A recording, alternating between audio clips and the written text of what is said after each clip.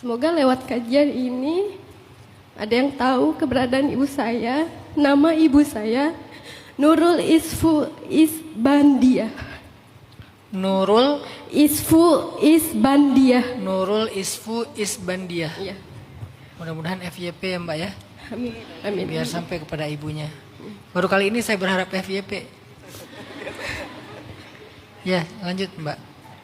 Udah itu aja Pak Ustadz. Saya cuma mau nanya, bolehkah saya membenci beliau karena telah meninggalkan saya. Beliau kabur meninggalkan anak-anaknya. Kalau ayah Ayah juga meninggalkan saya di usia yang sama, di usia yang sama. karena mereka divorce, Iya, ditinggalkan di nenek. iya. Ayah udah tahu di mana? Ayah saya tahu, saya Tahu. di Cirebon. Ayah saya sudah mengunjungi. Udah nanya ke ayah keberadaan ibu di mana? Udah, Nggak tahu juga. nggak tahu juga karena beliau setelah menikah lagi.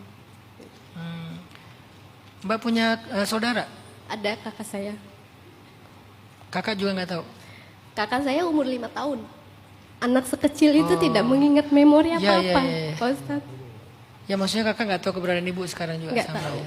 Jadi berdua ya kakak Iya. sama adik. Dari kecil kami dirawatnya oleh nenek dan uak. Baik.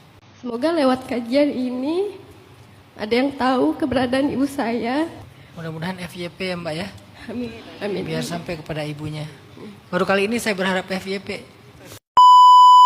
Saya mau nanya, boleh nggak saya membenci ibu kandung saya yang telah melahirkan saya, tapi beliau meninggalkan saya sejak saya umur 3 tahun sampai sekarang saya 31 tahun. Dari kecil saya dirawat oleh nenek saya dan uak saya. Saya hanya tahu nama ibu saya di rapot SD saya.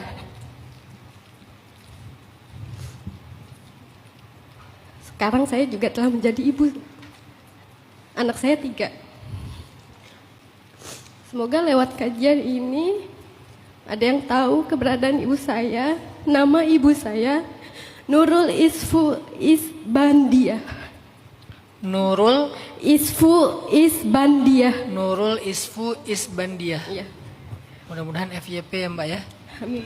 Amin. Biar sampai kepada ibunya. Baru kali ini saya berharap FYP. Ya, lanjut Mbak. Udah itu aja Pak Ustadz. Saya cuma mau nanya, bolehkah saya membenci beliau karena telah meninggalkan saya. Beliau kabur meninggalkan anak-anaknya. Kalau ayah Ayah juga meninggalkan saya di usia yang sama, di usia yang sama. karena mereka divorce, Iya, ditinggalkan di nenek. iya. Ayah udah tahu di mana? Ayah saya tahu, saya Tahu. di Cirebon. Ayah saya sudah mengunjungi. Udah nanya ke ayah keberadaan ibu di mana?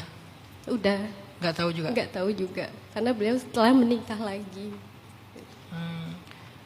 Mbak punya saudara? Ada kakak saya. Kakak juga nggak tahu. Kakak saya umur 5 tahun. Anak sekecil itu tidak mengingat memori Ya, apa-apa, ya, ya. Pak Ustadz. Ya maksudnya kakak nggak tahu keberadaan ibu sekarang juga Nggak sama tahu. ya. Jadi berdua ya Iya. kakak sama adik. Dari kecil kami dirawatnya oleh nenek dan uak. Baik. La yukallifullahu nafsan illa usaha. Allah tidak akan membebankan seseorang kepada sesuatu yang di luar kemampuannya. Apa kemampuannya? Misalnya kemampuan untuk mencintai dan tidak mencintai, itu la yumlak, tidak bisa dikendalikan. Jadi kita kadang-kadang nggak bisa mengendalikan untuk tidak mencintai seseorang, padahal itu nggak boleh kita cintai gitu, nggak bisa dikendalikan. Perasaannya ya, yang bisa kita kendalikan adalah perilakunya, ekspresinya, sikapnya. Maka muncullah namanya cinta dalam diam. Diam-diam mencintai tetapi tidak ada yang tahu. Maka itu adalah cara dia mengendalikan perasaannya. Tapi perasaannya tetap ada. Cuman dia tidak pernah menyatakannya, tidak pernah mengekspresikannya. Maka kalau itu berlaku dalam cinta, berlaku juga dalam benci. Kadang dia muncul begitu aja dengan berbagai macam alasan di masa lalu. Dan kita nggak kuasa mengendalikan. Kita tahu ini nggak baik buat saya, juga nggak baik buat orang tua saya. Tapi saya nggak kuasa mengendalikan rasa ini gitu. Itu namanya la yukallifullahu nafsan illa wus'aha yang di akhir surat Al-Baqarah. Kemudian setelah Allah menjelaskan hal-hal yang tidak bisa kita kendalikan, Allah mengajarkan kita doa. Apa doanya? Rabbana la tuhammilna ma la taqata lana bih. Salah satu di antara doa yang panjang, wala tuhammilna ma la taqata lana bih. Ya Allah, jangan pikulkan kepada kami apa yang kami tidak mampu memikulnya. Dalam cerita Mbak Intan adalah rasa benci. Maka coba Mbak Intan sering-sering baca doa itu. Karena rasa benci itu syai'un la yumlak, sesuatu yang gak bisa dikendalikan. Dan itu berat rasanya di hati kita. Sehingga Allah mengajarkan doa Rabbana wala tuhammilna ma la taqata lana bih. Ya Allah, jangan pikulkan kepada kami apa-apa yang kami tidak sanggup untuk memikulnya.